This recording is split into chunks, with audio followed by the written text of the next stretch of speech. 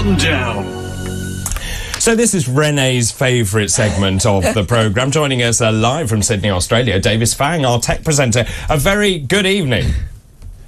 Hello, hello. Hello, hello. I got it right. Davis. I got it right. I got the time zone right. How are you? Yes, you did. I'm very well. And I'm very flattered to hear that Renee actually, doesn't hate this segment. No, she doesn't. Absolutely not. Right, what's your first story today?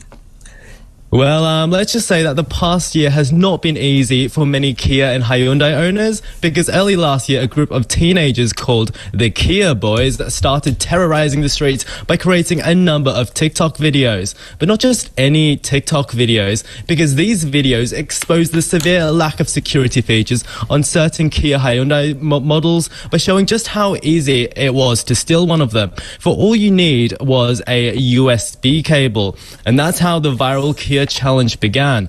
Of all the vehicles stolen in the US over the past year, 67% were Kias or Hyundais, and it's basically because due to reducing manufacturing costs, they didn't include an immobilizer on many of the cars, which is something that's been standard on many cars since the 80s, and it's actually been compulsory in the UK since 1998. And basically, Kia and Hyundai have agreed to a $200 million settlement for the owners of the affected vehicles, which for many have actually been the insurance companies have refused to insure them because they're just so easy to steal. So can you just explain? Can you just explain this? A USB cable. How do you steal a car with a USB cable? Are you going to do it today? Yeah, that's exactly what's going through my mind.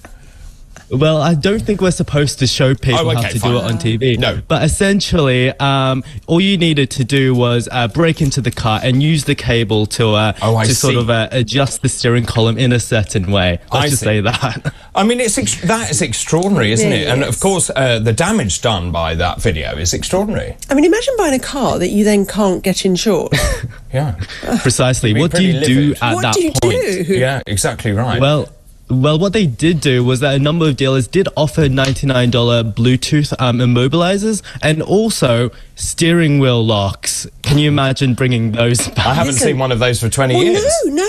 In North London, everyone has a steering lock. I have a steering lock. Do you? Because Range Rovers, any car that's got these, That's true, actually. are being stolen. My stepdaughter lives down the road and has had 2 cars stolen, brand new cars. Really? Yeah. Good Lord. So we've had to revert to old technology, basically. My son laughs at me when he comes down and says, I can't believe you've got a steering lock. Well, that's why I said I haven't seen one for 20 years. Davis, do you have steering locks going on in Australia? Personally, I don't. I do have quite an old car, though. However, something that Kia and Hyundai have done is they've released a software update which extends the length of the alarm from 30 to 60 seconds. And I'm sure that will make all of the difference. Rennie's not impressed by that at all. Right, thank you very much indeed for that. Let's move on and talk about Amazon now. Yes, so basically drone delivery was supposed to be the future, and 2023 was supposed to be the year where it finally took off. Amazon, as recently as January, promised that they would send 10,000 deliveries to customers via its flying robot fleet by the end of 2023. By February, unfortunately, they hadn't even sent 10 deliveries, and now it's almost June and the situation hasn't improved that much, for they've made less than 100 deliveries so far, and that's because of a number of reasons. Firstly, despite the program being around since 2013, they're just struggling to get businesses to sign up. In a CNBC investigation, they found out that they had signed less than 14 businesses, and also the FAA is very restrictive in access to airspace in the US. And also in 2022, one drone actually crashed and caused a fire that was the size of 25 acres, which didn't help either. Although Amazon does note that there hasn't been an accident in regards to a customer delivery, but of course that's from a very, very small sample size. But how exactly does this work? Because obviously this would only work for certain properties, I assume, which are detached. How do you get a drone delivery to an apartment? Yes, that's definitely can be a problem. Another problem is that in a lot of areas, you can only have a drone, from 15 meters from a single person. So you can't exactly deliver in, let's say, an inner city situation. We just need to see FAA laws really sort of expand in that particular area for drone deliveries to be successful. Also, Davies, if this drone landed on my drive, my cat would kill it. Right. It would attack it. Would it? Yeah, definitely. Well, I assume other animals might attack them as well, and of course you'll have no goods left at the end of it. So do they think there'll be a resolution to this? Or are they just being terribly optimistic? I think they are just being terribly optimistic, although there have been more successful services in the past. For example, Walmart have sent out 60,000 deliveries, but even so, that's not, that hasn't really reached mainstream success. And going back to animals, eagles and hawks attack drones all the time. And, when there's food in there as well, that just makes it all the more attractive, doesn't it? It really does. Right, let's move on, shall we? Let's talk about Virgin Galactic. Yes, because I think that space tourism is literally just around the corner, because May 25th, that is the date. Virgin Galactic, they're performing their final fully crewed test flight before the commercial operations begin.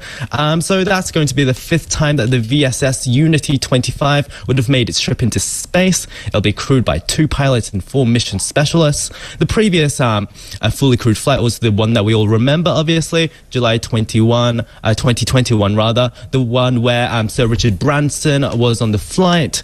And so if this flight is successful, commercial service is planned to take place in June, and it's very exciting, although it only reaches 86 kilometers into space, where the Kármán line is 100 kilometers, the spot where most people say that space begins. But despite that, you experience zero gravity, which is fun, and you also get some beautiful views, I assume.